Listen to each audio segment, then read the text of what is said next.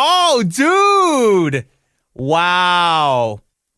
So yeah, I mean, you could on these ones you couldn't turn it had to be chorus or reverb or the echo. Yeah. So yeah, most of the time we just kept the chorus on, so we'd knock the reverb off. But yeah, it's that was the main sound for everything, like all the stuff on Hysteria, all the clean stuff as well. Yeah. It sounds like that. Tom Scholz made me one later on, a rack mounted one that you could, take it all to, take all the stuff off. Right.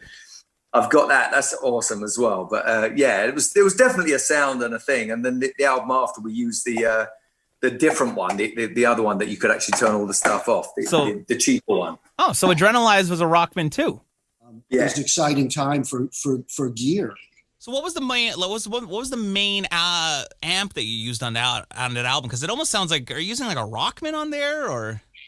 A couple of tracks are Rockman.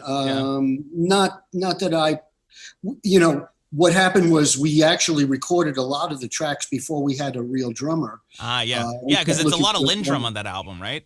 Right. So we were looking for a drummer. So some of the guitar tracks, Blue Highway, was done with a Rockman. I always said I wanted to replace it, but it sounds great. Why would you do that? I mean, I guess it is of the time. Yeah. Now I look at it and go, yeah, I guess it's okay. But at the time, Rockman stuff, which I'm extremely excited about.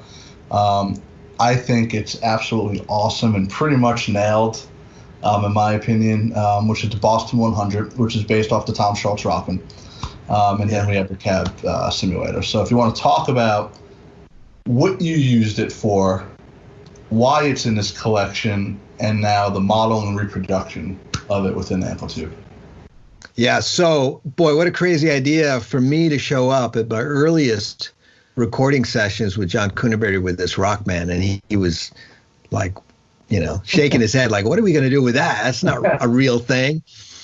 But I need just like 1 minute to explain the fact that since late 79 and through part of 85, I had been playing through 2 stereo 100-watt Marshall half stacks.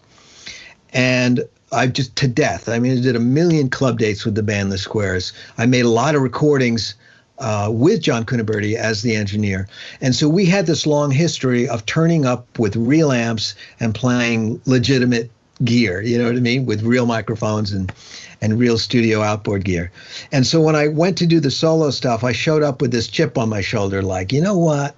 It's like I'm done using like all this heavy gear, and I want to start with a bunch of tools that are just going to force me to be a bit more creative and more clever, and it's going to instantly set everything apart.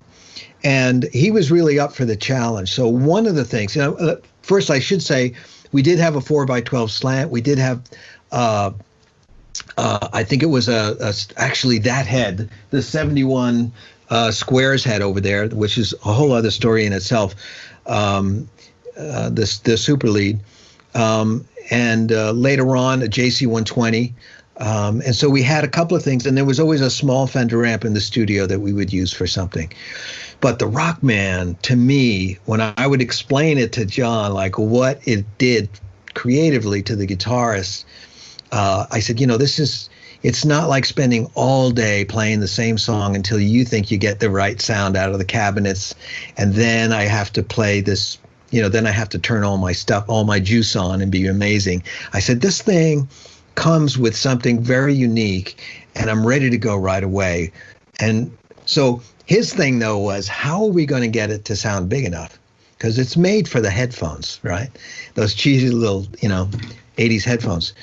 So his idea was, well, let's hear what it is that you like about it, and then let's see if we can get rid of all the sputs, all the echo in the chorus, and we'll recreate that with really high-end outboard gear. But let's get the essence of that, of what the input and the output is. Let's take the output, put it into a vintage Neve mic preamp, and use the shortest cable possible to go right to tape. Bypass the console, and that's what we did. And what we captured was, I thought, the real heart and soul of the Rockman before it ever went to that, the little headphone output. And so this was really important for me in getting this in the collection, so that, because I haven't had that. I mean, I sent you guys my original Rockman for making those records. I said, yeah, if you guys can get this thing to turn on and work, and you can model it, then that would be great, because then I can finally have it. And man, what a feeling to dial that up and to hear it and go like, wow, now the Rockman is available as a plugin. It's just insane. It's a beautiful model. Yeah, now it lives. And it lives. And I remember going back and forth